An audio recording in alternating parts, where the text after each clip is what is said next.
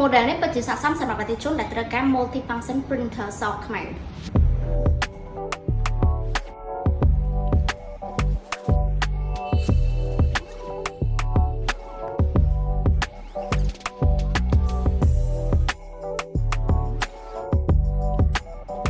ជំរាបសួរបងថ្ងៃនេះខ្ញុំសូមណែនាំទៅលើ printer ប្រភេទ multi function ដែលមានមុខងារ print scan copy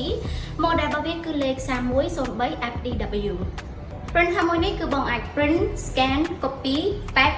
អ្វីដែលពិសេសគឺបងអាច print បានដល់ទៅ2សងខាងឯណោះក្នុងពេលតែមួយហើយមួយទៀត printer មួយនេះបើសិនជាយើងមើលកលេសមកកន្លែងនេះវិញអេក្រង់របស់វាមានទំហំ 2.7 inch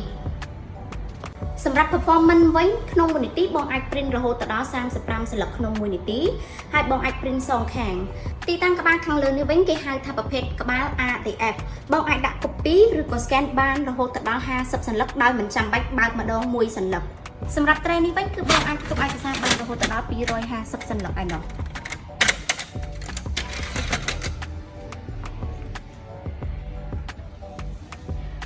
បាននិយាយពី connectivity ឬមួយក៏ហៅជាភាសាខ្មែរថាការតភ្ជាប់គឺយើងមាន2បងអាចប្រើជាមួយលក្ខណៈ network ក៏បានឬមួយក៏ Wi-Fi direct ក៏បានដែរបងនៅក្នុងដែរសម្រាប់ Wi-Fi direct គឺបងអាចភ្ជាប់ជាមួយនឹង Wi-Fi router ឬមួយទៀតបងអាចភ្ជាប់ជាមួយនឹងទូរស័ព្ទតាមរយៈApple Smart ឬមួយក៏ Apple AirPrint បានសម្រាប់ការភ្ជាប់ជាមួយកុំព្យូទ័រគឺបងអាចប្រើជាមួយនឹងប្រភេទ Windows ក៏បានប្រភេទ macOS ក៏បាន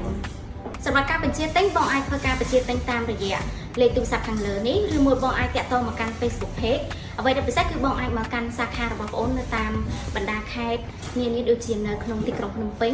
សៀមរាបជាមួយនឹងបាត់ដំបង Download PTC Store App ឥឡូវនេះដើម្បីទទួលបាន promotion ជាច្រើនមាន PTC Store App ដូចមានហាងលក់កុំព្យូទ័រនៅក្នុងដៃ